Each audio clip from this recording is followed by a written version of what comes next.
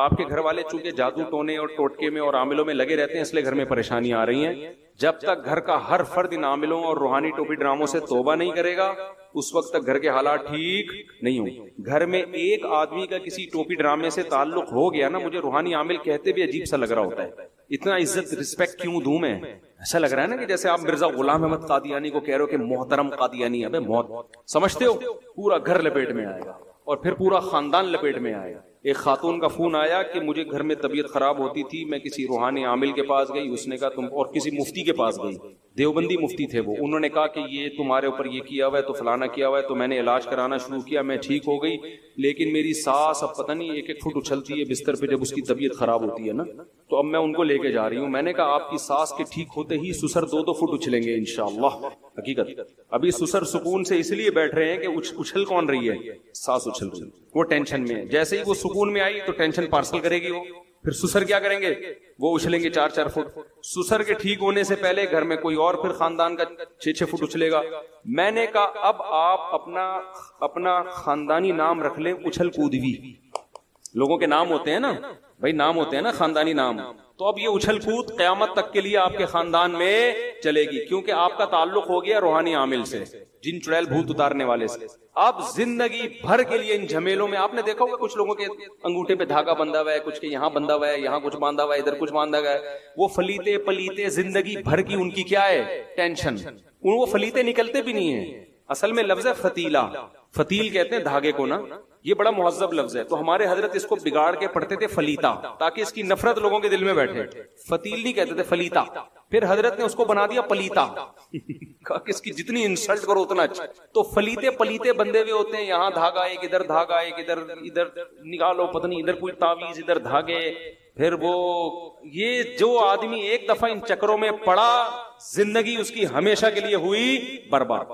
ایک دفعہ نا ان کو جھٹک دو ایسے کر کے، بولے اے اللہ میں بیمار ہو جاؤں، ٹھیک ہو جاؤں، جن آئے، چڑیل آئے، بھوت آئے، جادو آئے، ٹونا آئے، میں نے روحانی عاملوں کے پاس نہیں جانا. تو مجھے ٹھیک کرنا چاہے کر دے، ورنہ میں اسی میں مرنے کے لیے تیار ہوں. مر جاؤں گا، میں نہیں جاؤں گا. جب تک یہ جذبہ نہیں ہوگا آپ کی جان ان چڑیل اور بھوتوں اور جادو سے نہیں چھوٹے گی، بتا دوں. اور سنت جو رقیہ ہے، سورہ فلق سورہ ناس پڑھ کے رات کو دم کیا کرو اپنے اوپر، آیت الکرسی پڑھو. بہت زیادہ آپ نے علاج کرانا ہے، مسجد کے امام کے پاس چلے جاؤ. امام صاحب آپ 5 وقت کے نمازی ہیں، ہم سے اچھے ہی ہوں گے آپ، تو آپ آیت الکرسی پڑھ کے ہم پہ دم کر دیں. بس سمجھ میں آ رہی ہے بات؟ لیکن اگر امام کا کام ہی ہے یہ روحانی ٹوپی ڈرامہ ہے تو پھر نہ جاؤ اس کے پاس. کام یہ نہ ہو پھر کر لو. بھائی دم تو کوئی بھی کر سکتا ہے نا، اس کے پاس چلے جاؤ. رقیہ آیت الکرسی پڑھ لے، سورہ فاتحہ پڑھ. اس سے آگے اگر آپ بڑھے تو چاہے دیوبندیوں کے باپ کا خلیفہ ہو، چاہے تبلیغی جماعت میں ریون میں بیٹھتا ہو، چاہے اہل حدیث ہو، چاہے بریلوی ہو. میں ممبر پہ اتنی بڑی بات کر رہا ہوں لیکن لوگوں کو سمجھ میں مخالفت بول رہا ہوں. میرے خلاف ہو رہے ہیں کہ اتنے کانفیڈنس کے ساتھ تم ایسے لپیٹ دیتے ہو. کچھ ہے تو لپیٹ رہا ہوں نا اتنے کانفیڈنس کے ساتھ. یہ میرا کیوں نہیں بگاڑتے روحانی ٹوپی ڈرامے؟ 2-4 چڑیلیں بھیج دینا یار، 2-4 بھوت بھیج دیں ہمارے اوپر بھی. یہ 20 سال سے میں چیلنج کر رہا ہوں، ان دلوں میں تیل نہیں ہے. اور یہ حیران ہوتے ہیں یار یہ اتنے کانفیڈنس کے ساتھ ہماری پول پٹیاں کھولتا کیسے، کو بتایا کس نے؟ آپ تو سوچ رہے ہو کہ یار یہ مفتی صاحب مخالفت میں مبالغہ کر رہے ہیں. روحانی عامل کہتے ہیں یار ایک بندہ ہے جس کو ہمارے اندر کا کیسے پتا چل گیا. تو یہ اندر سے ہو رہے ہوتے ہیں یار اس بندہ یہ جو کہہ رہے ہم ہیں واقعی ہم سچی مچی کے ایسے ہی ہیں، کچھ بھی نہیں ہمارے پاس.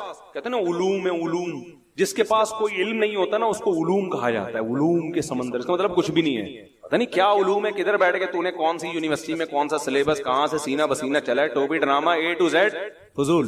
جن چڑیل بھوت کا کوئی علم نہیں ہے میرے بھائی. آج کل تو ویسے بھی نہیں ہے، شاید کوئی پرانے زمانے میں کوئی ہوتا ہوگا، آج کل تو بالکل بھی نہیں ہے. تو اس لیے سیدھا سیدھا بیٹھ کے نا رقیہ وقیہ بس یہ سورہ فلق سورہ ناس یہ کر لیا کرو، آیت الکرسی. مسجد کو نیک آدمی سے دم کا زیادہ فائدہ ہوتا ہے، جنات اس سے ڈرتے ہیں. ہم تو نیک بھی نہیں ہے، مشہور ہے، نیک مشہور ہو گئے نا تو جنات میں بھی انسان مشہور ہو جاتا ہے. مجھے تو کس بندے کا جن چڑھا ہوا تھا تو میں گیا تو وہ جن میرے سے بحث کر رہا ہے نا، میں تیرے کو چھوڑوں گا نہیں. میں نے کہا تیرے باپ ایسی کی تیسی دیکھتا ہوں، میں نے ایسے آستینے چڑھا لی. تو ان سے اسی اسٹائل میں بات کرو تو یہ ایسے ہوتے ہیں. اگر آپ ڈر گئے نا، اچھا میں کسی عامل کو فون کر رہا ہوں، جن سمجھ جاتا ہے بیٹا میری دال کہاں گلے گی، یہاں گیا. جن جب بات کرے نا آپ سے ایسی کی تیسی، آپ بولے تو سالے تو پتہ نہیں تجھے میں کون ہوں، اندر سے بے شک کپ کپا رہے ہو آپ. صحیح. تو ایک صاحب کو خواب آتا تھا انہوں نے مجھے بتایا میں نیند اور بیداری کی حالت میں ہوتا, میرے پاس ایک شیطان آتا, جن آتا, مجھے یوں کرتا اور میں گھبرا کے آیت الکرسی پڑھ رہا ہوں اور میں یہ پڑھ رہا ہوں اور میری آنکھ کھل جاتی, وہ جن مجھے بہت تنگ کر رہا ہے, تو آپ مجھے کوئی وظیفہ بتائیں. میں نے کہا وظیفہ تو تم نے پڑھ لیا نا, ہوا علاج. کہہ رہے نہیں وہ تو اور مسلط ہو رہا ہے. میں نے کہا اس کا حل یہ, اب اگر جن آئے نا تو وظیفہ نہ پڑھو, اب کیا کرو, آستینے چڑھا لو. بولا اور رکھ کے لگاؤ ایک تھپڑ, تیری ایسی کی تیسی. اب یہ اس کے لیے تھوڑا کانفیڈنس چاہیے, اس کے لیے وہی کر سکتے جس میں 4 شادیوں کا جذبہ ہو. یہ ایک والے کا کام کلے آدمی کا کام نہیں ہے. یہ سمجھ رہے, ایک آدمی کی بیوی پہ جن چڑھ گیا, کسی نے آگے بتایا بھابھی پہ جن چڑھ گیا ہے, اس نے کہا خود ہی نمٹے گا, خود ہی بھگتے گا, ہم سے مشورہ لیے بغیر آ گیا اس کے اوپر, تو اس کو خیال یہ تھا کہ جن پچھتائے گا, خود ہی بھگتے گا. تو کیونکہ اللہ نے بیوی میں جو طاقت ہے وہ جن چڑیل بھوت سے کئی گنا زیادہ رکھی ہے, تو جو بیوی سے نہیں ڈرا تو جنات سے کہاں ڈرے گا وہ.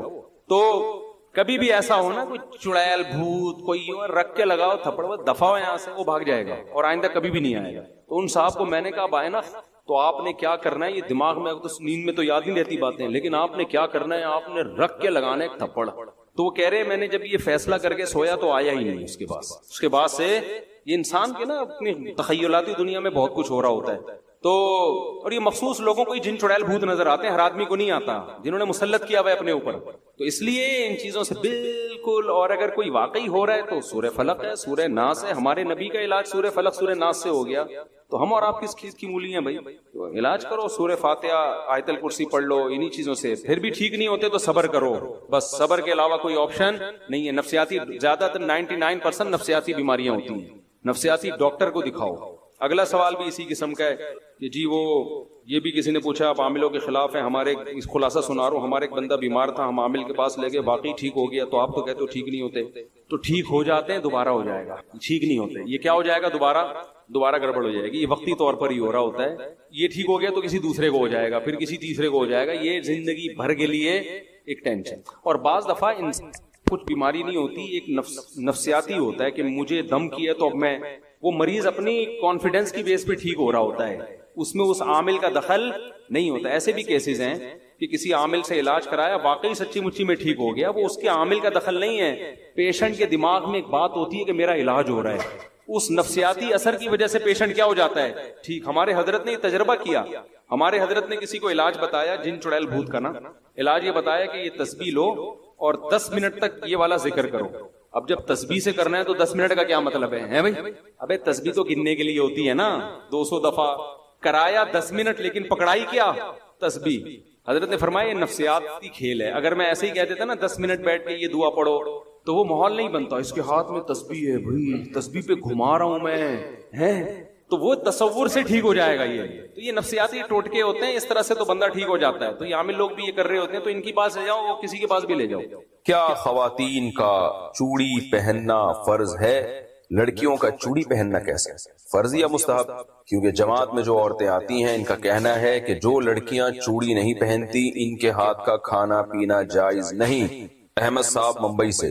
دیکھو لڑکیوں کا چوڑیاں پہننا افضل ہے, بہتر ہے, کیونکہ شریعت یہ چاہتی ہے کہ عورت عورت بن کے رہے, مرد مرد بن کے رہے. تبھی نبی صلی اللہ علیہ وسلم نے مردوں کو عورتوں کی مشابہت سے, عورتوں کو مردوں کی مشابہت سے منع کیا. اور ایک خاتون کا ہاتھ آپ صلی اللہ علیہ وسلم نے دیکھا جس پہ مہندی نہیں تھی, تو ان کو تنبیہ کیا آپ صلی اللہ علیہ وسلم نے. تو اس لیے علماء کہتے ہیں کہ عورت کے لیے عورت بن کے رہنا ہی بہتر ہے. تو اس لیے چوڑیاں افضل ہیں, بہتر ہے, لیکن فرض واجب بہرحال نہیں ہے. اور کوئی نہ پہنے تو کوئی واجب نہیں ہے. اور اس کے ہاتھ کا یہ کھانا نہ کھانا یہ بھی غلط ہے, کھانا بھی کھا سکتے ہیں, اس کے ہاتھ کا کوئی حرج نہیں ہے. خاندان میں نظروں کی حفاظت کا کیا حکم ہے؟ ہمارے ہاں جب مہمان آتے ہیں یا ہم کہیں جاتے ہیں تو نامحرم خواتین بے پردہ ہوتی ہیں, وہ سامنے آ کر بیٹھ جاتی ہیں. والدین اصرار کرتے ہیں کہ ان سے ملاقات کرو. اگر ہم مسکرا کر بات نہ کریں یا بے تکلف ہو کر بات نہ کریں اور نظر کی حفاظت کریں تو اسے بد اخلاقی سمجھا جاتا ہے اور رشتہ داروں کے ناراض ہونے کا خدشہ ہوتا ہے. ایسے میں ہم گناہ سے کیسے بچیں؟ حارث صاحب. دیکھیں رشتہ داروں میں جو جوان لڑکیاں اگر آپ سے پردہ نہیں کرتی تو وہ گنہگار ہوں گی. پردہ کرنا عورت پہ فرض ہے, مرد پہ نہیں. آپ اپنی خالہ سے, پھوپھی سے, رشتہ داروں سے ملنے کے لیے جاتے ہیں تو اگر ان کی بیٹیاں ہیں، کزنیں ہیں یا اور رشتے دار خواتین آپ کے سامنے آ کے بیٹھ جاتی ہیں تو یہ ان کو شریعت گناہگار کر رہی ہے. آپ نے کام کیا کرنا ہے، آپ نے ہنسی مذاق بے تکلف ہو کے نہیں کرنا ان کے ساتھ، اور جتنا آسانی سے آپ کے لیے ممکن ہو نظر کی حفاظت کرنی ہے آپ نے. لیکن آپ نے یہ نہیں کرنا کہ اب آپ اس چکر میں بیٹھ گئے کہ جی اب لڑکیوں کی محفل لگی ہوئی ہے تو چلو اس کو اور تول دو. آپ گئے تھے اپنی خالہ سے ملنے تو فوکس انہی کو کریں آپ. پھر بھی وہ آ کے بیٹھ جاتی ہیں تو ظاہر ہے وہ تو ان کی غلطی ہے نا، وہ آپ کی غلطی نہیں ہے. پردہ عورت پہ فرض ہے، مرد پہ نہیں فرض ہے. مرد پہ یہ ہے کہ خام خواہ میں لڑکیوں میں گھسنے کی، جیسے وہ بچپن میں ہوتا ہے نا لڑکیوں میں لڑکا گھوں کھاتا. اب پہلے ہمارے زمانے میں بچپن میں تو ایسا ہی ہوتا تھا کہ وہ لڑکیوں کا شادی بیاہ میں تمبو الگ ہوتا تھا، لڑکوں کا الگ ہوتا تھا. کوئی لڑکا ادھر سے گھس کے لڑکیوں میں گھستا تھا تو ہم تو مذاق اڑاتے تھے لڑکیوں میں لڑکا گھوں کھاتا. تو آپ خام خواہ میں لیڈیز ڈپارٹمنٹ میں کہیں زنانیاں بیٹھی ہوئی ہیں اس میں گھسنے کی کوشش نہ کریں. یہ مرد کے مردانگی کے بھی خلاف ہے اور یہ بہت ہی بیہودہ حرکت ہے. لیکن یہ کہ آپ عام محفل میں بیٹھے ہو، اس میں اگر آپ کی رشتہ دار خواتین آ کے بیٹھ جاتی ہیں تو آپ نہیں بیٹھے، بیٹھی تو وہ ہیں. تو آپ بس یہ احتیاط کریں کہ حتی الامکان نظر کی حفاظت کریں، اور کوئی ضرورت کی بات وہ پوچھ رہی ہے تو آپ بتا بھی سکتے ہیں. اور پھر تھوڑا ریزرو رہیں آپ. عورت کو خود اندازہ ہو جاتا ہے یہ بندہ ریزرو ہے. پھر بھی اگر بد اخلاقی کا تانا آپ کو لگتا ہے تو آپ بد اخلاقی کے تانے پہ پریشان نہ ہو، اور اس میں آپ گناہگار نہیں ہوں گے. چاہے والدین آپ کے ناراض ہی کیوں نہ ہو جائیں، آپ گناہگار نہیں ہوں گے. اور کوشش کریں پھر اس میں کوئی جو جتنی دیر ضروری آپ کا بیٹھنا ہو اتنا بیٹھیں، اس کے بعد اٹھ کے پتلی گلی سے آپ نکل لیں. زیادہ ٹائم ایسی مجلس میں آپ نہ گزاریں، کیونکہ آپ گئے اپنے ماموں سے ملنے، چاچا سے ملنے اور لوگوں سے ملنے، تو جتنی دیر کے لیے آپ گئے تھے اتنی دیر بیٹھیں اور پتلی گلی سے آپ نکل کے آ جائیں. لڑکیوں کی وجہ سے وہاں محفل میں زیادہ دیر نہ بیٹھیں آپ. بسم اللہ الرحمن الرحیم. عورت کا گھر میں ٹائٹس یا پینٹ پہن کر رہنا. کیا گھر میں عورت پینٹ یا ٹائٹس پہن سکتی ہے؟ گھر میں ہم علیحدہ رہتے ہیں، بچوں کے علاوہ کسی غیر مرد کا آنا جانا نہیں ہے، تو میں یا میری بیٹی پینٹ یا ٹائٹس پہن کر رہ سکتے ہیں اور اس حالت میں نماز پڑھ سکتے ہیں، جبکہ میرے شوہر کو ایسے کپڑے پہننا پسند ہے. البتہ باہر جاتے ہوئے نقاب کرتی ہوں. دیکھیے، مسلمان عورت کا ہمیشہ سے جو لباس رہا ہے نا وہ ڈھیلے ڈھالے کپڑے رہا ہے. یہ جو ٹائٹس وغیرہ ہماری خواتین نے پہننا شروع کی ہے یہ ویسٹرن کلچر ہے، غیر مسلموں کا ڈریس ہے. ان کے ہاں مذہبی پابندیاں نہیں ہوتی، آزاد ہوتے ہیں، بلکہ ڈریس کے معاملے میں ہی وہ آزاد ہیں کہ پہنے یا ادھورے لباس پہنے، ان کی مرضی ہے. مسلمانوں کا جو کلچر ہمیشہ سے رہا ہے وہ ڈھیلے ڈھالے کپڑے، خاص طور پر عورت کے بارے میں تو بہت زیادہ حیا کی تعلیم ہے اسلام میں. تو اس لیے وہ ڈریسنگ جو مغربی دنیا سے آ رہی ہے، ہماری مسلمان عورت کو اس سے اجتناب کرنا چاہیے. انسان کے ڈریس کا نا اس کے ذہن پر بہت بڑا اثر پڑتا ہے. تو آپ نے بتایا کہ گھر میں کوئی غیر مرد نہیں ہوتا، ٹھیک ہے غیر مرد گھر میں نہیں ہوتا، تو لیکن بچے تو ہوتے ہیں نا، تو بیٹیاں تو ہوتی ہیں، تو بیٹیاں ماں سے پھر وہ ڈریسنگ سیکھتی ہیں. جب غیر مرد نہیں ہے تو پردے کے وہ حکام نہیں ہیں، تو بے پردگی کا تو کوئی گناہ نہیں ہوگا. لیکن یہ ہے کہ وہ بچیاں سیکھیں گی نا وہ ڈریس، تو کیوں اپنی بچیوں کو ایسے ڈریس سکھائے جا رہے ہیں جو اسلامی تعلیمات کے سے میچ نہیں کرتے. یعنی میں نہیں کہہ رہا کہ وہ کوئی خاتون اگر پینٹ پہنتی ہیں اوپر اگر اس کے شرٹ بھی ہو نا ذرا لمبی شرٹ ہو تو وہ حرام تو نہیں عمل کہلائے گا یہ، کیونکہ اوپر لمبی شرٹ ہے. جیسے نماز میں ہم نے دیکھا ہے بعض مرد پینٹ پہنتے ہیں اس کے اوپر تھوڑی شرٹ نیچے لمبی ہوتی ہے، تو اس میں ایسا نہیں ہوتا کہ وہ سطر کے آزاد نمایاں ہو رہے ہو. تو اس لیے اگر کوئی خاتون اوپر شرٹ پہن لیتی ہیں جو ذرا لمبی شرٹ ہو یا قمیص پہن لیتی ہیں تو ٹھیک ہے، کیونکہ پردہ ہو جاتا ہے مکمل، بشرطے کہ شرٹ بھی ذرا ڈھیلی ڈھالی ہو. لیکن یہ کہ بہرحال حیا کے مطابق نہیں، یعنی جیسے حیا کا جو تقاضا ہے وہ یہی ہے کہ عورت وہی ڈریسنگ پہنے جو مسلمانوں کی ڈریسنگ، مسلمان عورتوں کی ہمیشہ سے ایک ڈریسنگ چلی آ رہی ہے، ڈھیلے ڈھالے کپڑے پہنے. تو اس لیے آپ کو میں مشورہ دوں گا قطع نظر اس سے کہ حلال و حرام کیا ہے.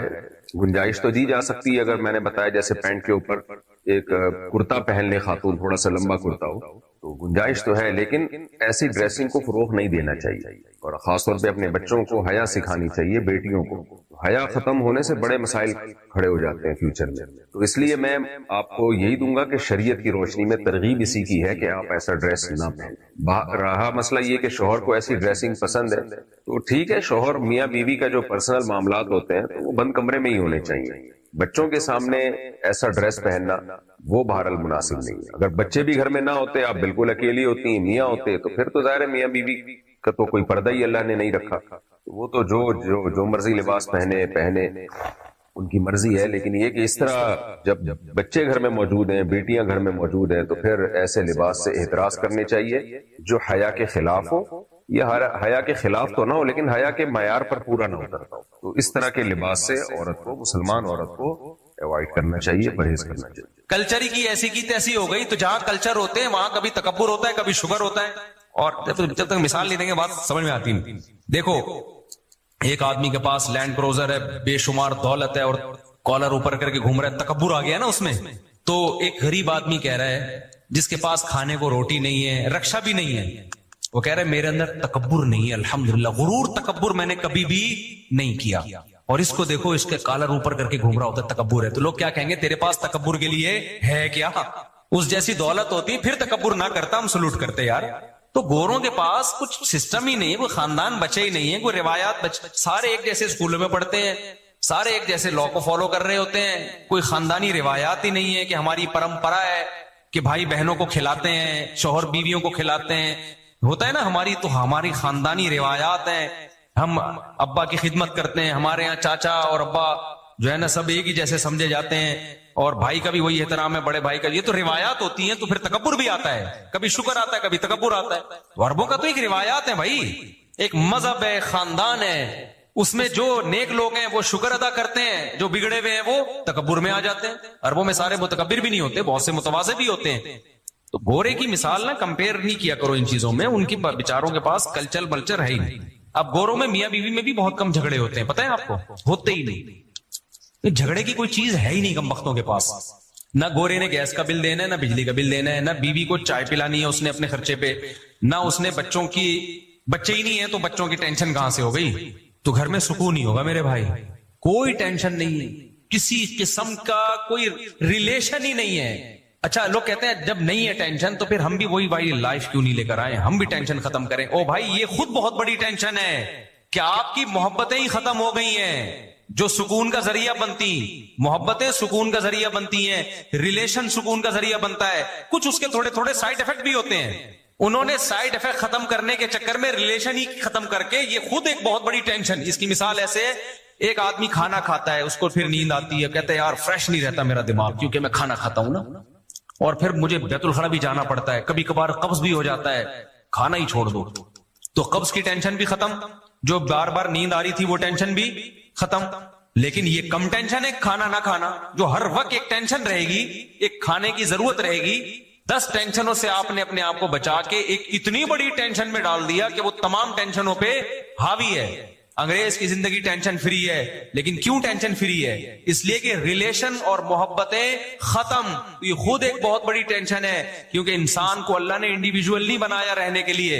انسان ان مخلوقات میں سے ہے جو جتھے اور گروہ بنا کے رہتے ہیں. ان میں باپ بھی ہوتا ہے، ماں بھی، خالہ بھی، پھوپھی بھی، نانی بھی، دادی بھی، بھتیجے بھی، بھانجے بھی، بہویں بھی، داماد بھی. اس میں گروپ میں اللہ نے انسان کو بنایا ہے.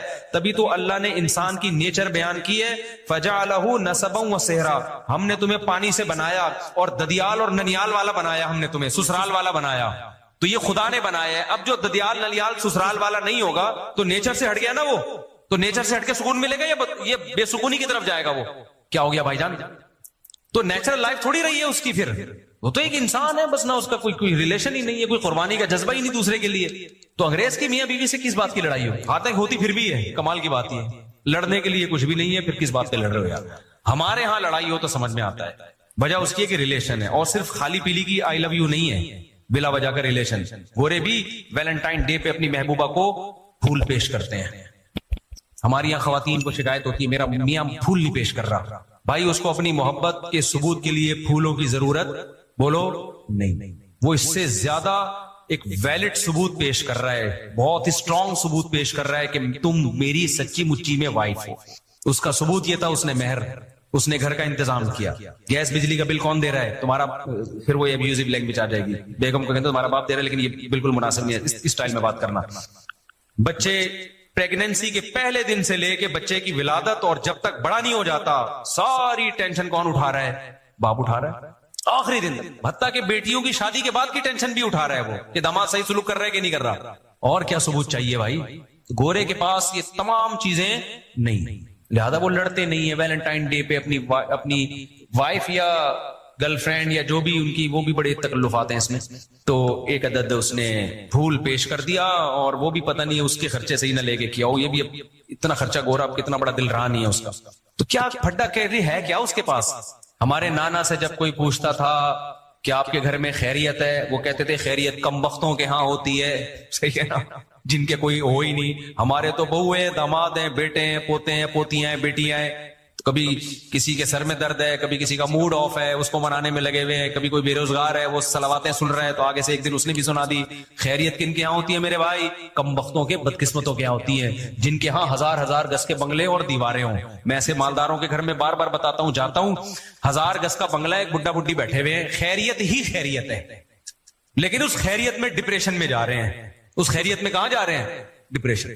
हमारे यहाँ तो सब चीजें चल रही हैं। उस दिन क्या हुआ, जाहिर है हमारे घर ज्यादा है तो खैरियत का रेशो भी थोड़ा सा कम होगा हमारे यहाँ। सही है, कहीं ना कहीं कुछ ना कुछ ऊंच नीच हल्की फुल्की झड़पें चलती रहती है।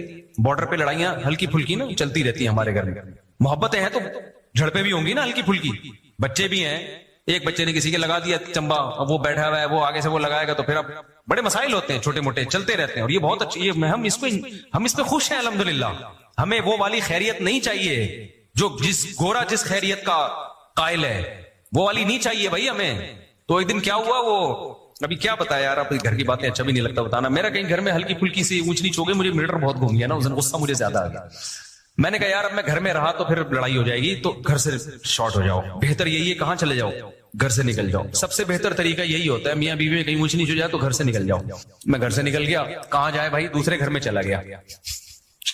अच्छा, जब गुस्से में आदमी होता है तो उसको छोटी बात बहुत बुरी लगती है। दूसरे घर में कोई छोटी सी बात थी जो ज्यादा बड़ी नहीं थी, लेकिन मेरी मर्जी के खिलाफ थी वो, तो मैं चूंकि गुस्से से आया था तो मुझे वो छोटी बात लगी बुरी, तो मैंने डांट दिया जरा जोर से। हालांकि वो इतनी डांटने की बात नहीं, गुस्सा पहले उधर आया हुआ था, तो मैंने कहा पार्सल करो ना, कहीं तो निकालो उसको। अच्छा, मुझे अंदाजा हुआ कि यार ये थोड़ा मैंने क्या कर दिया है, ये इतना बनता नहीं था, लेकिन मैं चूंकि खुद गुस्से में था तो मैंने वो पार्सल कर दिया। अब मैंने कहा ये नई जंग यहाँ पे झड़पे ना शुरू हो जाए, कहीं यहां से भी क्या करो, मूव करो फौरन। गोरे को ये बातें समझ में नहीं आई।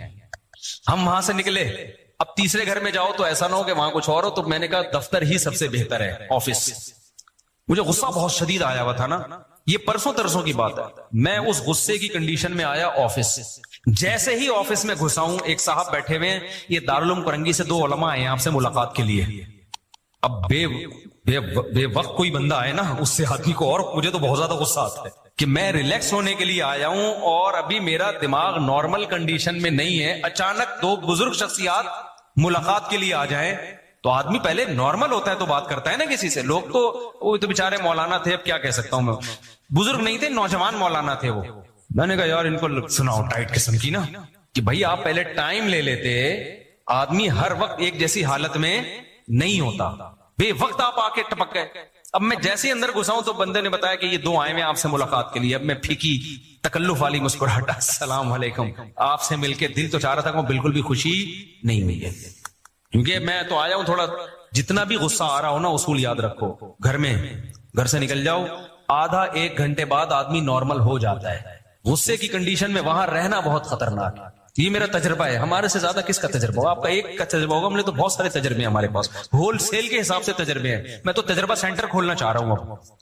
हकीकत है उसका उसूल ये है कि गुस्से में, क्योंकि आदमी जितना भी नेक हो, हम तो कोई बहुत नेक भी नहीं है, बहुत नेक तो दूर की बात, हम तो कोशिश कर रहे हैं नेक बनने की, तो हम जैसों को तो भाई सीधी सी बात है, आदमी डर जाता है, अपने ऊपर कभी एतमाद नहीं करना चाहिए, गुस्से में कभी सही फैसले होते हैं इंसान से।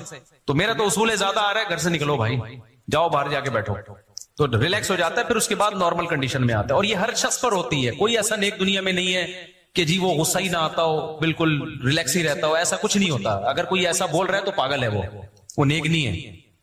तो मैंने क्या किया, मैं जब दफ्तर में आया हूं तो 2 बैठे हुए, पगड़ी भी बांधी भी, दाढ़ी भी उनकी, आपसे मुलाकात के सिलसिले में हाजिर हुआ। मुझे आया गुस्सा कि यार एक तो बेवक्त आ गए और मैं अभी रिलैक्स, मैं नॉर्मल कंडीशन में हूं, मैं आपके सामने बैठ के कैसे बात करूं। मैं बैठ गया क्योंकि मुझे लगा मैं जाऊंगा ये इनकी बेकरामी ना हो जाए। तो मुझे ख्याल हुआ कि यार अगर मैं बैठा रहा तो बेकरामी का ज्यादा खतरा है। उल्टी बात कर दी ना इन्होंने, तो मैं इनको पार्सल कर दूंगा जवाब टिका के। अभी मैं नॉर्मल नहीं हूं। मैंने उनसे कहा मुझे एक बहुत जरूरी काम है, बड़ी मुश्किल से अपने आप पर काबू किया मैंने, बिल्कुल नॉर्मल ताकि उनको पता ना चले। मैंने कहा मुझे एक बहुत जरूरी काम है, आप बैठे मैं आता हूं। ان کو بٹھا کے وہ جو بیچارے گارڈ ہے نا ہمارے, ان کے کمرے میں جا کے میں بیٹھ گیا آرام سے. آدھا پونے گھنٹے میں جب میں ریلیکس ہوا, اپنے آپ کو ذرا میں نے مصروف کیا دوسرے کاموں میں, یوٹیوب پہ کوئی ویڈیو دیکھی, کوئی پرینک دیکھا, کوئی مزاحیہ, آج کل عجیب عجیب چیزیں آ رہی ہیں مارکیٹ میں. تھوڑا جب میں ریلیکس ہو گیا اور مجھے اندازہ ہو گیا کہ اب وہ بالکل آثار ختم ہو گئے ہیں, پھر میں نے ان کو بلایا. کس سلسلے میں حاضر ہوئے, اب آپ سمجھو, یہ بڑا مزیدار واقعہ ہے. ان میں سے ایک مولوی صاحب, نوجوان مولوی صاحب, انہوں نے کہا میں دوسری شادی کر کے پھنس گیا ہوں, اس سلسلے میں حاضر ہوا ہوں. میں نے سوچا اس کو میں کیا سمجھاؤں کہ میں ابھی پھنسا ہوا, تو ابھی تو نکلا ہوں میں تھوڑی دیر پہلے, ابھی میں خود پھنسا ہوا تھا. یہی تو ہوا میرے ساتھ. ایک میں کیا ٹینشن ہے بھائی, یہ مسائل تو 2-3 جب ہوں گی تو کچھ نہ کچھ تو ہوگا نا, کیا خیال ہے؟ ایک والے کو کیا پتا ہے یار, جب 2-3-4 ہوں تو کچھ نہ کچھ تو بھائی. جب شہد کے چھتے میں منہ دھو کے شہد پیو گے تو مکھیاں کیا کریں گی, کاٹیں گی. مجھے ہنسی آ گئی نا اس کی بات پہ. میں نے کہا اگر اس کو میری کنڈیشن کا پتا ہوتا نا کہ تو میرے سے اصلاح لینے کے لیے آیا ہے, میں خود پھنسا ہوا تھا. کہہ رہے میں پھنس گیا ہوں, کہہ رہے میں نے ابھی کی ہے اور میں کیا کر گیا ہوں, پھنس گیا ہوں. تو اور بیوہ سے کی ہے, اس کے بچے بھی ہیں, تو میری پہلی بیوی نے ناک میں دم کیا ہوا ہے اور یہ ہوا اور وہ وغیرہ وغیرہ نا. تو مجھے ہنسی آ گئی نا اس کی بات پہ. میں نے اس سے کہا کہ یار, یعنی اس سے کہا نہیں میں نے کہا اور ڈر جائے گا بیچارہ. تو دل میں میرے یہ تھا کہ میں خود پھنسا ہوا تھا, آدھا ابھی تھوڑی دیر پہلے میں نکلا ہوں, ورنہ میں تو آدھے گھنٹے سے تو پھنسا ہوا ہی تھا نا میں. اچھا, تو کہنے لگے مجھے کیا کرنا چاہیے. میں نے پھر اس سے پوچھا. اب دیکھو, میں اگر غصے کی کنڈیشن میں ان کو مشورہ دینا شروع کر دیتا تو صحیح مشورے نہیں دیتا. نارمل کنڈیشن میں آ گیا, اس لیے میں کہتا ہوں جب بھی آؤ نا ٹائم لے کے آؤ. ہر وقت ہر آدمی اس موڈ میں نہیں ہوتا کہ آپ اس کے سر پہ کھڑے ہو جاؤ. لوگ بہت زیادہ اصرار کر رہے ہوتے ہیں, جا رہا ہے آدمی تھکا ہوا ہے, لوگ کھڑے ہو جاتے ہیں, نہیں آپ سے ملنا ہے, میں لانڈی سے آیا ہوں, میں فلاں جگہ سے ہوں. بھائی میں انسان ہوں یار, تو میں کیسے, ہو سکتا ہے میں کوئی غلط بات کر دوں آپ سے غصے میں. تو ہر آدمی کی ہر وقت ایک جیسی کنڈیشن نہیں ہوتی. تو پھر میں نے کہا آپ بتائے کیا کہانی ہے. انہوں نے بتایا کہ جی میں نے تو بچوں والی بیوہ سے شادی کی ہے, میرے تو یہ ہو گیا, ہائے میرا تو یہ ہو گیا, فلانا ہو گیا. میں نے کہا ٹینشن لینے کا ہے ہی نہیں. کہہ رہے اب کیا کروں میں نے کہا اب آپ سب کو بتا دو, میں نے کر لیے. کسی کے باپ میں طاقت ہے نا, جو اکھاڑنا ہے کیا کرے اکھاڑ لے. ایسی کی وہ بیچارے نا ٹھٹرے ہوئے, گھبرائے ہوئے, ایسے لگ رہا تھا کہ قتل کر کے آئے ہیں اور پولیس پیچھے پڑی ہوئی ہے. میں نے کہا دیکھو آپ نے کام زندگی میں ایک ہی دفعہ بھی کیا ہے خاندانی. تو کہہ رہے ہیں اب ہوگا کیا. میں نے کہا اب ہوگا یہ کہ یہ ٹینشن رہے گی 6 مہینے. 6 مہینے کیا رہے گی, ٹینشن. کہتے ہیں پھر کیا ہوگا. میں نے کہا پھر آپ کو ٹینشن کی عادت ہو جائے گی. میں نے کہا میرے ساتھ بھی ایسے ہی ہوا تھا, پھر مجھے کیا ہو گئی, عادت ہو گئی. اب میں اس کو کیا کر رہا ہوں, انجوائے. تو وہ بیچارے کہنے لگے یار کیا مطلب. میں نے کہا تھوڑی کم ہو جائے گی, ٹینشن اتنی نہیں رہے گی, لیکن اب یہ دماغ سے نکال دو کہ ٹینشن فری زندگی. اب وہ چونکہ گھبرانے لگے کہ یار یہ کیا, اب تو ہمیں, میں نے کہا عادت ہو جائے گی آپ کو, ایسا نہیں ہے, جو کنڈیشن اس وقت ہو رہی ہے نا وہ نہیں رہے گی. تو کہتے ہیں کیا فائدہ کچھ نہیں. میں نے کہا بھائی فائدہ بھی بہت ہے اللہ کے بندے, یہ تو ایک پہلو ہے نا, اس کے اور بہت سارے پہلو بھی تو ہیں. تو آپ کی دونوں بیگم آپ سے محبت بھی کریں گے انشاءاللہ, ایسا نہیں ہوگا کہ میری پہلی بیوی جا رہی ہے چھوڑ کے مجھے. میں نے کہا چلی جائے گی, واپس آ جائے گی. اس کو آدھا میاں جانے سے غم ہو رہا ہے, تو پورا میاں کیسے کسی کو دے سکتی ہے وہ. خود سوچو یار, آپ آدھا لڈو کاٹ کے کسی کو دے رہے ہو تو آپ کو تکلیف ہو رہی ہے, تو آپ تکلیف سے بچنے کے لیے پورا لڈو اس کو دے سکتے ہو. میں نے کہا آپ کی فرسٹ وائف کو تکلیف ہوئی ہے کہ میرا آدھا میاں کسی اور کا ہو گیا, تو کیا غصے میں وہ بقیہ آدھا بھی دے دے گی اس کو؟ کبھی نہیں دے گی. وہ جائے گی 6-7 مہینے کے بعد, اس کو لگے گا میں تو میاں لیس ہو گئی, تو تھوڑا سا جو مل رہا تھا کم از کم وہ تو لو نا, اس لیے وہ 6 مہینے بعد واپس آ جائے گی. یہ انشاءاللہ میں آپ کو امید دلاتا ہوں ایسا ہوتا ہے, وہ 6-7 مہینے میں آ جائے گی واپس انشاءاللہ. باقی یہ کہ میں نے کہا انجوائے کرو, ٹینشن لے کیوں رہے, تھوڑی دیر کی ہوتی ہے ٹینشن, گھر سے باہر نکل جایا کرو, جب سیٹ ہو جاؤ تو پھر واپس جاؤ. پھر جب ٹینشن ہو تو 6-8 دفعہ ایسا ہوگا تو بیگم بھی سمجھ جائے گی بھائی یہ بات کرو ہی نہیں, کہ بندہ ہی گھر سے چاٹ ہو جاتا ہے. وہ بھی تو تھوڑی سی اس میں بھی تو اللہ نے عقل دی ہوگی نا. تو میں نے کہا اس کی برکتیں, میں نے کہا ثواب کتنا کیا اگر اس بیوہ سے آپ شادی نہ کرتے, سوسائٹی میں وہ زنا پر مجبور ہوتی کہ نہیں ہوتی, بتاؤ نا. اس کے بچوں کی کفالت نہ ہوتی, زانی بنتی وہ. یہ اور کیسے اس سوسائٹی میں کیسے بچ سکتی ہے ایک عورت. میں نے کہا وہ کام کیا جو پیغمبروں نے کیا ہے. حضرت ابراہیم علیہ السلام کی 2 بیویاں تھیں, ان میں بھی ٹینشن ہوتی تھی. ہمارے نبی کی 9 بیویاں تھیں. ایک دفعہ آپ صلی اللہ علیہ وسلم کا گھر میں اونچ نیچ ہوئی, آپ صلی اللہ علیہ وسلم اتنے پریشان ہوئے کہ گھر سے 1 مہینے کے لیے چلے گئے اور قسم اٹھا لی کہ میں اپنی کسی زوجہ کے قریب نہیں آؤں گا. 29 دن کے بعد واپس آئے ہیں. تو صحابہ نے کہا یا رسول اللہ آپ نے تو 1 مہینے کی قسم اٹھائی تھی. فرمایا مہینہ 29 دن کا ہے. ٹھیک ہے نا, مہینہ کتنے دن کا ہے, 29. چاند نظر آ گیا تھا, فرمایا 1 مہینے کے تو 29 دن کا مہینہ ہے. تو ہمارے پیغمبر سے بڑا کون ہو سکتا ہے؟ اس کے بعد بھی آپ نے کہا کہ بھائی کبھی نبی نے ایسے کہا کہ میں نے 9 بیویاں رکھی تو میرا تو تجربہ ہے بھائی نہیں کرو اس زمانے میں، یہ بالکل بھی مناسب بولو نہیں ہے. کبھی کہا نبی نے؟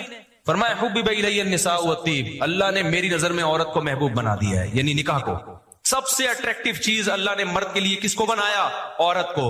بے شک 20 ٹینشنیں دے، خدا کی قسم اس کے بغیر گزارا نہیں ہے. وہ جو سکون ملتا ہے وہ ٹینشنوں سے زیادہ ملتا ہے. سمجھ میں نہیں آ رہی میرا خیال ہے بات؟ محبت بھی تو ملتی ہے، عورت جتنا شوہر سے محبت کرتی ہے اتنا کسی اور سے کرتی ہے محبت. یہ محبت آپ کو بیوی سے ملے گی کسی اور سے، اور لڑتی بھی تو محبت ہی کی چکر میں ہے. تو یعقوب علیہ الصلوۃ والسلام نے 2 شادیاں کی. دوسری بیوی کے جو پہلی وائف کے جو بچے تھے انہوں نے دوسری وائف کے بچے کو کنویں میں ڈال دیا یوسف علیہ السلام کو. کیسے خطرناک سائیڈ افیکٹ سامنے آئے نا دوسری شادی کے. کیا ہو گیا بھائی آپ لوگوں کو؟ یعقوب علیہ السلام کی جو پہلی وائف کے بچے تھے انہوں نے دوسری وائف کے بیٹے کو، سوتیلے بھائی کو اٹھا کے کہاں ڈال دیا؟ کنویں میں. کس قدر خطرناک سائیڈ افیکٹ سامنے آئے نا دوسری شادی کا. تو کبھی ملتا ہے میں یعقوب علیہ السلام نے اپنے بچوں کو کہا کہ بھائی میرا تو تجربہ بہت خطرناک رہا، تم لوگ یہ کام نہ کرنا. سوتیلے بھائی ہوتے ہیں ان میں جیلیسی میں پتہ نہیں کیا کیا ہو جاتا ہے. نہ یعقوب علیہ السلام نے اس کے بعد بھی ایک اور نکاح کیا ہے. جب یوسف علیہ السلام گم گئے تھے تو پھر بھی ایک نکاح کیا. اور آگے ان کی اولاد میں موسیٰ علیہ السلام پیدا ہوئے، انہوں نے 4 شادیاں کی. انہوں نے یہ نہیں کہا کہ میرے دادا یعقوب علیہ السلام نے 2 کی تھی، اس کے کتنے سائیڈ افیکٹ سامنے آئے تھے تو میں تو اب ایک ہی کروں گا. انہوں نے بھی 4 کی. تو یہ تمام سائیڈ افیکٹس کے ساتھ ہی یہ عمل کیا ہے؟ سنت. اسی میں اللہ نے برکت رکھی ہے، ان تمام ٹینشنوں کے ساتھ. اور یہ چھوٹی ٹینشنیں ہیں، یہ آپ کو بڑی ٹینشنوں سے بچاتی ہیں. نہیں آئی بات سمجھ میں تو کر کے دیکھ لو، اور تو دیکھو پھر آپ کو لگے گا کہ یار اس میں فائدے زیادہ ہیں، ورنہ وہی خیریت ہے. پھر دیکھو بالکل ٹینشن فری تو ایک بھی نہ کرو پھر شادی، وہ پھر گورے والی لائف ہے. تو کوئی جھگڑا نہیں ہوتا ان کا، کوئی پڈا نہیں ہوتا، لیکن لٹکتے ہیں بےچارے ڈپریشن میں جا کے. آخر میں خودکشیوں کے ریشو بہت ہیں زندگیوں میں، کسی کو کسی پہ وہاں اعتماد نہیں ہے. اب جو لبرل طبقہ ہمارا وجود میں آ رہا ہے نا، شادی کر کے بھی بیوی پہ اعتماد نہیں ہوتا، پتہ نہیں کہاں کہاں چکر چل رہا ہے. عورت کو شوہر پہ اعتماد نہیں ہوتا، پتہ نہیں کہاں کہاں چکر چل رہا ہے اس کا. تو میں نے وہ جو بیچارے نے بیوہ سے کہی ہے نا، میں ان کو بڑی حوصلہ دلایا. میں نے کہا آپ نے جنت کما لی بھائی اپنے لیے، باقی یہ موسٹ وانٹیڈ لکھ دو اپنی بائک کے پیچھے. کیونکہ جو آپ کو لوگ جب ٹینشن دیں اور آپ ٹینشن لینا شروع کر دو نا تو لوگ اور زیادہ دیتے ہیں. تو میں نے کہا ہمیشہ ٹینشن دینا سیکھو، لینا مت سیکھو. ان کو میں نے ایسے حوصلہ دلایا. کہنے کیسے؟ میں نے کہا آپ نے جب کی ہے لوگ آپ کو برا بلا کہہ رہے ہیں، ہائے چھوٹے چھوٹے بچے پہلی کے ان پہ ترس نہیں آیا، اور ہائے ہائے یہ ہے نا، ہائے ہائے یہ ہائے ہائے بہت کر رہے ہوتے ہیں. تو میں نے کہا گریبان کھولو اور آپ بولو کہ میں بندہ ہی ٹھیک نہیں ہوں.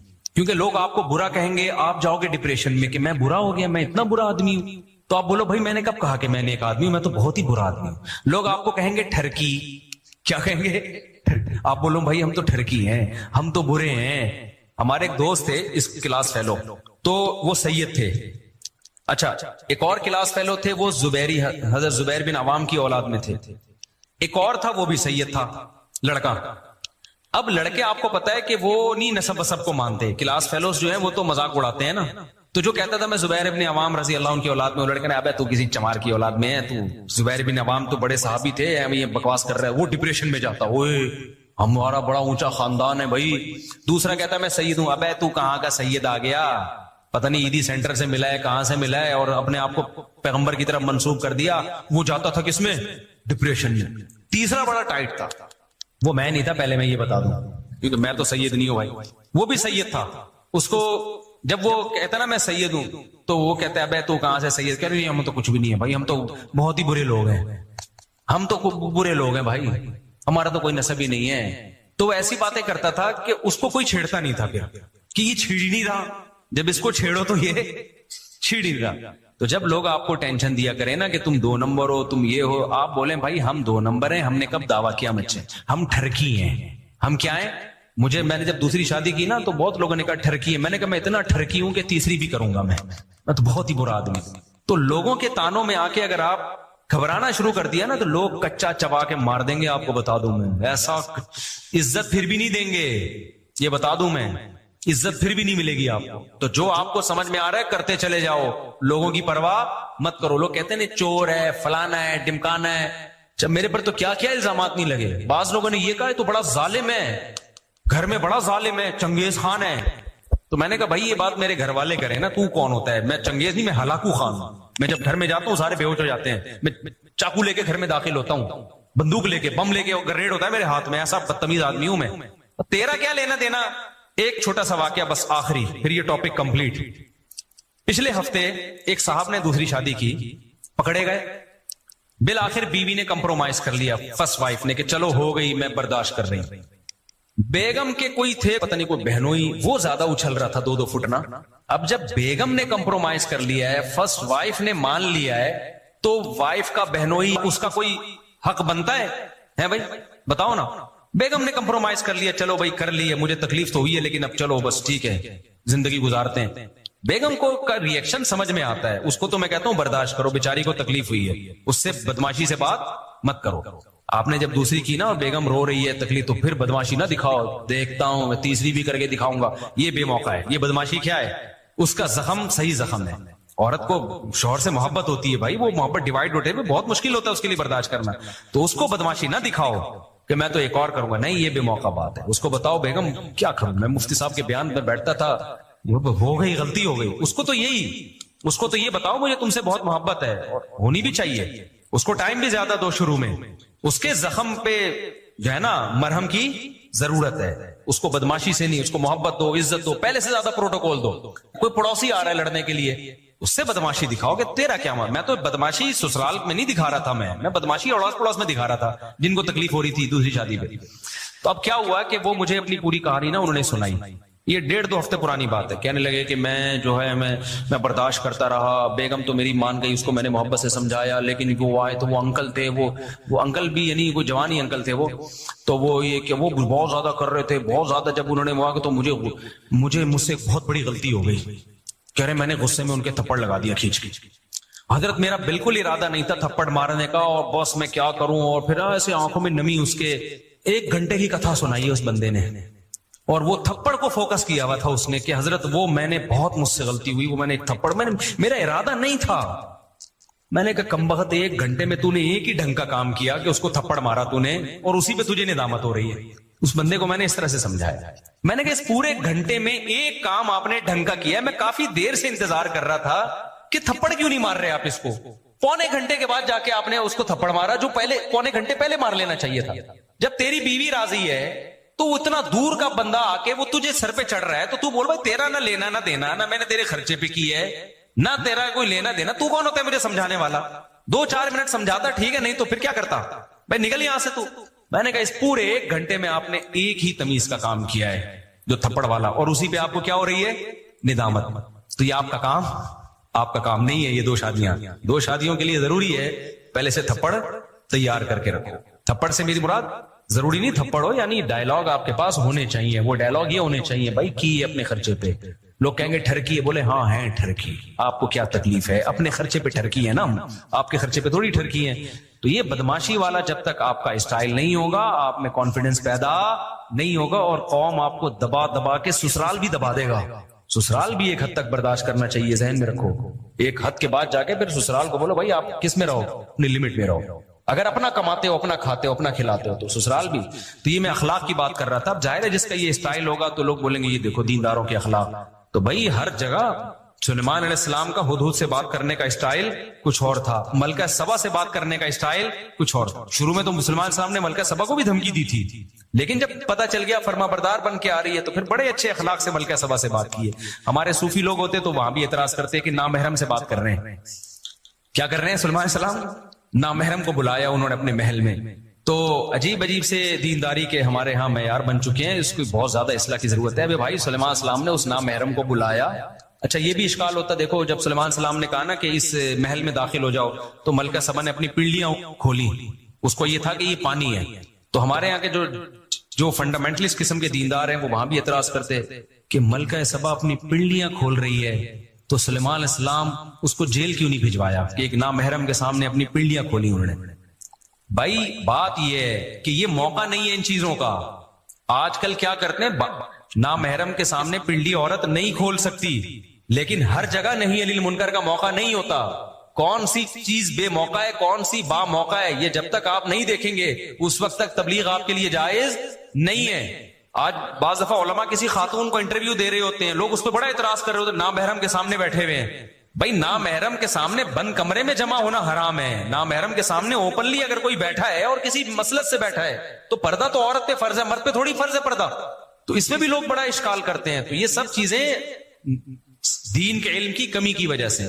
خیر بات بہت زیادہ لمبی ہو گئی, تو وہ خیریت کا ذہن میں رکھیں کہ گوروں کے ہاں جو خیریت ہوتی ہے نا, اس خیریت سے آپ بالکل بھی متاثر.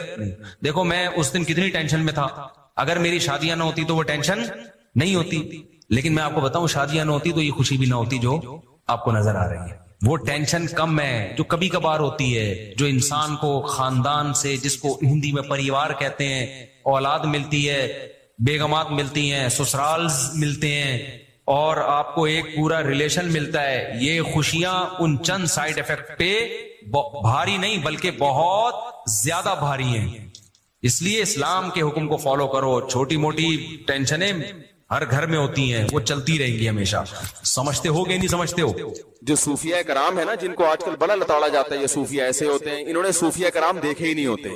یہ کبھی کسی صوفی کے ساتھ رہے نہیں ہیں. انہوں نے وہ کچھ مزاروں پہ بیٹھے ہوئے جاہل صوفی دیکھے ہوتے ہیں, اور اس کی بیس پر یہ صبح و شام کلپ بنا بنا کے صوفیہ کرام کے خلاف فتوے جھاڑتے رہتے ہیں.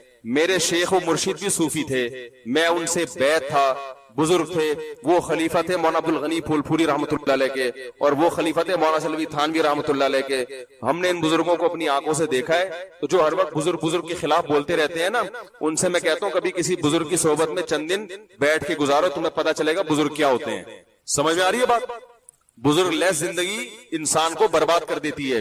اور یہ بھی جو میں بار بار کہتا ہوں کہ بابے جو کہتے ہیں میرا کوئی بابا ہی نہیں ہے, تو دیکھو رسول اللہ صلی اللہ علیہ وسلم نے ارشاد فرمایا, لا تجتمع امتی علی ضلالہ, میری امت گمراہی پہ کبھی بھی جمع نہیں ہوگی. اس حدیث کا صاف مطلب ہے کہ میری امت کسی بھی زمانے میں بزرگ لیس نہیں ہو سکتی. یہی مطلب ہوا نا؟ کیا خیال ہے بھائی؟ ہر زمانے میں بزرگ رہیں گے. ایک بات تو یہ دلیل اچھی طرح ذہن میں رہے. دوسری دلیل کہ صحابہ نے صرف قرآن خود سے نہیں پڑھا, یعلمہم الکتاب, ان کو قرآن اور حکمت کس نے سکھائی؟ بولو بھائی, نبی نے. تو صحابہ کا لنک کس سے براہ راست قائم ہوا؟ نبی سے. تو کیا صحابہ کے بعد کوئی بخاری مسلم خود یا قرآن خود پڑھ کے پورا اسلام سمجھ سکتا ہے, پوری ہدایت پہ آ سکتا ہے؟ قرآن میں یہ نہیں ہے کہ اللہ نے, نبی نے صحابہ کو حدیث بتائی ہے, یعلم سکھائی ہے. سیکھنا تربیت کو کہتے ہیں, ٹریننگ. صحابہ نے حدیثوں کا علم بھی حاصل کیا اور ساتھ ساتھ پیغمبر سے سیکھا بھی ہے. آج اگر کوئی کہتا ہے میں براہ راست پیغمبر سے سیکھتا ہوں, تو سوال پیدا ہوتا ہے وَيُعَلِّمُهُمُ الْكِتَابَ وَالْحِكْمَةَ, کہ نبی ان کو کتاب اور حکمت باقاعدہ سکھائیں گے. تو نبی کا کنیکشن صحابہ سے براہ راست ہوا ہے, تب صحابہ ہدایت پہ چلے ہیں. اور تابعین کا پھر کس سے ہوا؟ بولو نا بھائی, صحابہ سے. جب تابعین کا صحابہ سے ہوا, وہ بھی اس لیے کہ جب صحابہ براہ راست نہیں سیکھ سکتے تھے, ان کے لیے رجال چاہیے نا, رجل چاہیے, نبی. تو تابعین کو بھی رجال چاہیے کہ نہیں چاہیے؟ وہ رجال کون ہیں؟ اب نبی تو نہیں رہے, نبی سے سیکھے ہوئے لوگ موجود ہیں, جن سے اب کون سیکھے گا؟ تابعین سیکھیں گے. اور انہوں نے سیکھا. تبھی تابعین کی جب بھی ہم سیرت پڑھتے ہیں, فلاں کی اتنے سال صحبت اٹھائی, فلاں کے پاس اتنے سال رہے, ورنہ وہ بھی حدیثوں کی کتاب جمع کر کے پڑھنا شروع کر دیتے. کسی کی صحبت میں رہنے کی ان کو کیا ضرورت تھی؟ پھر تابعین کے بعد تبع تابعین. یہ اہل حق کا جو سلسلہ ہے, روحانی باپ دادا ان کو کہا جاتا ہے, یہ سلسلہ قیامت تک چلتا رہے گا.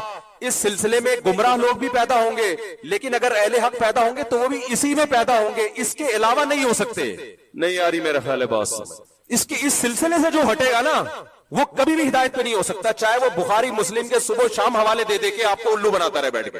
اس کا مطلب وہ غلط تشریح کر رہے ہیں حدیثوں کی, وہ ہدایت پر نہیں ہے. اب میں ان گمراہ لوگوں سے مطالبہ کرتا ہوں کہ اپنے روحانی باپ دادا کا سلسلہ پیش کرو. وہ کہتے ہیں امام بخاری, وہ کہتے ہیں امام ترمذی, آج سے 1100-1200 سال پہلے چلے جاتے ہیں. اس کا مطلب یہ ہے کہ 1500 تقریباً 1200 سال سے امت بزرگ لیس چلی آ رہی ہے نا, جبکہ یہ صحیح حدیث کے, بولو بھائی, خلاف ہے. یہ تو حدیث میں تو بزرگ لیس امت ہوگی نہیں. سلسلہ میں آپ کو 10 دفعہ اپنا سلسلہ بتا سکتا ہوں الحمدللہ, کہ میں نے کن علماء سے علم حاصل کیا, حدیث کس سے پڑھی, حدیث کا سلسلہ محمد صلی اللہ علیہ وسلم تک پہنچاؤں گا, تفسیر کا سلسلہ محمد صلی اللہ علیہ وسلم تک پہنچاؤں گا. تزکیہ, قرآن نے کہا وَيُزَكِّيهِمْ, نبی ان کا تزکیہ بھی کریں گے. تزکیہ کا مطلب ایسی تربیت کرنا کہ ظاہر باطن پاک صاف ہو جائے, انسان بن جائے انسان. یہ تزکیہ میرا ہوا کہ نہیں ہوا یہ تو میں نہیں دعویٰ کرتا، لیکن تزکیہ کی کوشش ہم نے کن بزرگوں سے کی، ان بزرگوں کا سلسلہ، پھر ان کے بزرگ کون تھے، ان کے کون تھے، یہ میں محمد صلی اللہ علیہ وسلم تک پہنچا سکتا ہوں۔ تو ہم ان گمراہ لوگوں سے یہ کہتے ہیں کہ آپ ایک دم جو اٹھ کے آ گئے 15ویں صدی میں، اور آپ قرآن و حدیث کے نام پہ آپ کہتے ہیں فلاں بابا بھی ایسا، وہ فلاں بھی ایسا، وہ فلاں بھی ایسا، پھر ہم کہتے ہیں صحیح سچی مچی کے بابے کون ہیں وہ تو بتا دو نا، وہ کہتے ہیں سچی مچی کے امام بخاری ہیں۔ اس کا مطلب امام بخاری کے بعد یا تو پیدا نہیں ہوئے یا آپ ان کا نام بتانے سے شرما رہے ہو، ٹھیک ہے نا، کیونکہ جن بزرگوں کا آپ نام لوگے نا ان میں آپ کے باپ دادا نہیں آ رہے ہوں گے، حنفی آ رہے ہوں گے یا شافی آ رہے ہوں گے، صحیح ہے نا۔ ہندوستان میں جتنے بھی آئیں گے سارے بزرگ آگے جا کے حنفی، سب حنفی ہو جائیں گے، اور آپ کو لفظ حنفیت سے کیا ہے چھیڑے، آپ سارا دن انہی کے خلاف بولتے رہتے ہو، تو آپ ان کو اپنے کھاتے میں کیسے ڈالو گے آپ؟ یا کوئی ایسا آ رہا ہوگا جس کے نظریات سے آپ کے نظریات بالکل مختلف ہوں گے۔ تو یہ خوب یاد رکھیں کہ انسان ریسرچ کے قابل یا تحقیق کے قابل یا ہدایت میں جس کو فالو کیا جائے، اس کی سب سے پہلی شرط یہ ہے کہ وہ یہ بتائے کہ میں نے علم کس سے حاصل کیا، اور پھر جس سے حاصل کیا اس کا برحق ہونا کس لیے ثابت کرے گا، اس نے کس سے، اس کا بابا کون تھا، اس کا بابا کون تھا۔ یہ بابوں کے بغیر آپ اس فہرست میں حدیث کی روشنی میں آ ہی نہیں سکتے جن کو ہدایت یافتہ کہا گیا ہے۔ نہیں یاری بات، تو یہ جو کہتے ہیں نا میں بابی نہیں ہوں، یہ خود اپنی گمراہی پہ مہر لگا رہے ہوتے ہیں۔ ہاں، بابوں کی there are two types of باباز، گمراہ اور اہل حق۔ تو آپ نے ہمارے والوں کو تو سب کو گمراہ قرار دے دیا، تو آپ اہل حق دکھائیں، ہم ان کو فالو کرنا شروع کر دیں گے، سمجھ رہے ہو نا۔ جیسے ہم غیر مسلموں سے کہتے ہیں کہ محمد صلی اللہ علیہ وسلم معاذ اللہ اگر جھوٹے ہیں تو اللہ نے اپنے بندوں کو، اللہ براہ راست تو ہم کلام ہوتا نہیں ہے، وہ بھی غیر مسلم بھی اعتراض کرتے ہیں نا، نبی نے یہ کیا، نبی نے یہ کیا، نبی ایسے تھے، معاذ اللہ الزام لگاتے ہیں، ایک 9 سال کی بچی سے شادی کر لی، ہم اس کے دلائل دیتے ہیں بھائی یہ اس کلچر میں معیوب نہیں تھا اور اس کی کیا کیا حکمت، نہ یہ تو معاذ اللہ ایسے تھے، وہ بہت سارے اعتراضات کرتے ہیں۔ تو ہم کہتے ہیں گل ویلے دی تھے پھل موسم دا۔ مختصر بات یہ کہ اللہ اپنے بندوں سے ہدایت جو دی ہے، یا تو اللہ کا بندوں سے کوئی لنک ہی نہیں ہے، اس نے پیدا کر کے چھوڑ دیا، یہ تو عقل نہیں مانے گی نا۔ خالق اور مخلوق کا رشتہ تو سب سے پہلے ہے۔ تو اللہ کن باتوں سے خوش ہوتا ہے، کن باتوں سے ناراض ہوتا ہے؟ اگر محمد صلی اللہ علیہ وسلم جھوٹے ہیں تو پھر سچا بتاؤ کون ہے بھائی؟ وہ بتا سکتے ہیں؟ وہ جو سچا لے کر آئیں گے نا ان کے خیال میں اس پہ 20، اگر نبی پر ایک اعتراض ہوتا ہے تو اس پر 20 اعتراض ہو رہے ہوں گے، صحیح ہے نا۔ تو ہم کہتے ہیں بھائی اس سے پتا چلتا ہے کہ اللہ نے محمد صلی اللہ علیہ وسلم کے علاوہ کسی کو پنپنے دیا ہی نہیں ہے۔ تو جن بزرگوں سے ہم نے علم حاصل کیا، دین حاصل کیا، انہی لوگوں نے ماضی میں خدمات سر انجام دی ہے، میدان جہاد میں بھی، تصوف کے میدان میں بھی، حدیث کی خدمت میں بھی، فقہ کی خدمت میں بھی، تفسیر میں بھی، تزکیہ میں بھی، انہی کی راتوں کی عبادتیں۔ میں اپنے شیخ کو جانتا ہوں، ہمارے شیخ حضرت مفتی رشید احمد صاحب رحمہ اللہ تعالی رات میں تہجد میں 5 رکعت تلاوت کیا کرتے تھے، اور اتنا روتے تھے اللہ کے خوف سے کہ حضرت نے دعا مانگی کہ اللہ میرا رونا بند کر دے، صحت کو نقصان ہو رہا ہے، سمجھ رہے ہیں؟ آج تو سب سے بڑا مسئلہ ہے اللہ کی محبت میں رونا نہیں آتا، ہمارے حضرت کو اتنا آتا تھا کہ اللہ سے دعا مانگی اللہ میری یہ کیفیات بولو بھائی ختم کر دے۔ پھر ان کی تقریباً 20 سال سے ہی یہ بخاری پڑھائی ہے، اتنا بخاری پہ عبور تھا، بدعت کے بہت خلاف تھے، بہت زیادہ خلاف تھے بدعت کے، عقائد ایسے صاف ستھرے۔ ہم نے تو ان بزرگوں کو دیکھا ہے، لیکن نکالنے والے ان کی بھی کتابوں کو غلط توڑ موڑ کے کچھ بھی نکال کے ان کو بھی الزام لگا دیتے، اور ہم جب کہتے ہیں اس الزام کا جواب دینے کے لیے ہم تیار ہیں، سامنے بیٹھو، سامنے بیٹھنے کے لیے تیار، وہ کلپ بازی، ٹائم ویسٹنگ۔ تو یہ جو ہے نا بزرگ لیس معاشرہ، یہ اسلام کا معاشرہ نہیں ہے، قرآن و سنت کے بالکل خلاف ہے۔ سمجھ رہے کہ نہیں سمجھ رہے؟ تو آپ کو تربیت کرنی ہے، کسی اللہ والے سے تعلق قائم کرنا پڑے گا، جو آپ کا تزکیہ کرے، آپ کو تمیز سکھائے، سب سے پہلے آداب سکھائے، آپ کو محبت سکھائے، آپ کو آپ کا ظرف بڑا کر دے کہ اختلاف رائے جب ہوتا ہے مسائل میں تو اس کو پیش کرنے کا کیا طریقہ ہوتا ہے۔ میں سمجھا پا رہا ہوں اپنی بات؟ تو ہم نے جن بزرگوں کو دیکھا، جن اکابر کو دیکھا، ہم نے ان میں اللہ کا خوف پایا۔ ہمارے حضرت رحمہ اللہ تعالی کا تقوی ایسا مشہور تھا کہ ان کے بارے میں مشہور تھا کہ کوئی ایڑی چوٹی کا زور لگا دے، کوئی چیز اگر ناجائز ہے نا وہ ان سے کروا نہیں سکتا، جس چیز کا ثابت ہو گیا نا کہ یہ کیا ہے، غلط ہے شریعت۔ اور بہت سی چیزوں میں انہوں نے اپنے بزرگوں سے اختلاف بھی کیا ہے، وہ ہم بھی کرتے، ان کی رائے اگر بدل گئی تو انہوں نے کہا ٹھیک ہے، لیکن احترام کے ساتھ۔ انہوں نے فتوے نہیں لگائے۔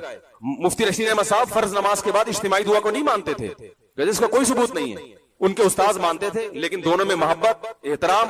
حضرت نے پورا رسالہ لکھ دیا کہ فرض نماز کے بعد اجتماعی دعا ثابت نہیں ہے، لیکن حضرت نے کلپ بنا کے عوام میں آگ بولو بھائی, نہیں لگائی. طنز تنزیہ جملے لکھ لکھ کے جو لوگ دعا مانگ رہے ہیں ان کو ان کی نفرت ہے کہ ان کو تو کچھ بھی نہیں آتا. ایک دفعہ ایک عالم آئے, بڑے عالم ہیں ملک کے, وہ آئے, انہوں نے نماز پڑھائی, حضرت نے ان سے کہا آپ نماز پڑھائیں, انہوں نے نماز کے بعد اجتماعی دعا مانگی. تو ہمارے ایک مرید, حضرت کے ایک مرید نے حضرت سے پوچھا کہ حضرت آپ تو کہتے ہیں یہ بدعت ہے, یہ کیا ہے, فرض نماز کے بعد اجتماعی دعا کیا ہے, بدعت ہے, اور انہوں نے مانگی بھی ہے, اور دوسرا بدعتی کو تو امام بنانا ویسے بھی جائز نہیں ہے. تو انہوں نے فرمایا کہ بھائی ان کی اپنی تحقیق ہے, یہ وہ ان احادیث سے استدلال کرتے ہیں جس میں نماز کے بعد مطلق دعا کی فضیلت ہے, اور فی نفسی رفع الیدین بھی ثابت. انہوں نے 2-3 روایتیں ملا کے ایک مسئلہ نکال لیا ہے. تو ان کی تحقیق ہے یہ کوئی ایسی بدعت تھوڑی جس کی وجہ سے کفر اور فسق کے فتوے لگانا شروع کر دیں ہم. کتنا اللہ نے علم دیا مگر دوسرے کی رائے کا احترام. آج آپ دیکھ لو, 4 کوئی حدیث معلوم ہو جائے نا, فوراً کلپ بنا کے سارے علماء کی توہین کرے گا. ان کو تو حدیث کا نہیں پتا, ان کو تو کچھ آتا نہیں ہے, ان کو تو کچھ آتا نہیں ہے. اور ان لوگوں کے جو مریدین ہیں وہ جتنا بابا پرست ہوتے ہیں, اپنے بابے کو جتنا فالو کرتے ہیں نا ہر چیز میں, اتنا ہم اپنے بابوں کو فالو نہیں کرتے. ہم تو بہت ساری چیزیں ایسی ہیں جو میں مفتی رشید احمد صاحب کی اتنی تعریفیں کر کے بھی ان کی ہر بات سے متفق نہیں, ان کے ہر فتوے پہ ہم فتویٰ نہیں دیتے, لیکن احترام کرتے ہیں بھائی, ان کی رائے تھی ہماری رائے ہے. تو اللہ کی محبت اگر آپ کو ملے گی نا پھر صحیح راستہ پتہ چلے گا. اور اللہ کی محبت کہاں سے ملتی ہے, بولو بھائی, اہل اللہ کی صحبت سے ملتی ہے. تو بزرگوں سے تعلق قائم کرنا پڑے گا آپ کو, آپ کے باپ کو بھی کرنا پڑے گا. اس کے بغیر آپ کا دین خشک دین ہوگا, اس میں چاشنی نہیں ہوگی. حدیثوں کے نمبر آپ کو یاد ہو جائیں گے, رفع الیدین کے جھگڑے بہت اچھی طرح سے یاد ہو جائیں گے, آمین ٹانگیں چوڑی ٹانگیں پتلی, رفع الیدین کرنا ہے, یہ بہت ماسٹر ہو جاؤ گے. لیکن نمازوں سے خشوع و خضوع ختم ہو جائے گا. آپ کہہ سکتے ہیں عرب میں تو یہ نہیں ہوتے بزرگ, وہاں بھی ہوتے ہیں, اصطلاح نہیں ہے بزرگ کی. بن باز بہت بڑے متقی پرہیزگار عالم تھے, انہوں نے کئی سال اپنے استاذ کی صحبت اٹھائی ہے, پھر وہ ان کے نائب بنے ہیں. اور ان کے جو خاص شاگرد تھے انہوں نے کئی سال ان کی صحبت اٹھائی ہے, پھر وہ ان کے نائب بنے ہیں. اصطلاحات میں تھوڑی پڑھنا چاہیے. بزرگ کو بزرگ کہہ دو, متقی کہہ دو, بابا کہہ دو, نیک کہہ دو, پیر و مرشد کہہ دو, کچھ بھی کہہ دو, ناموں میں نہیں رکھا. اصل تو حقیقت دیکھی جاتی ہے. تو جو بھی اللہ کی محبت پیدا کرنا چاہتا ہے اسے اللہ والوں سے تعلق قائم کرنا پڑے گا. اس کے بغیر اللہ کی محبت پیدا نہیں ہو سکتی. اللہ سے دعا ہے اللہ سمجھنے کی, عمل کی توفیق عطا فرمائے.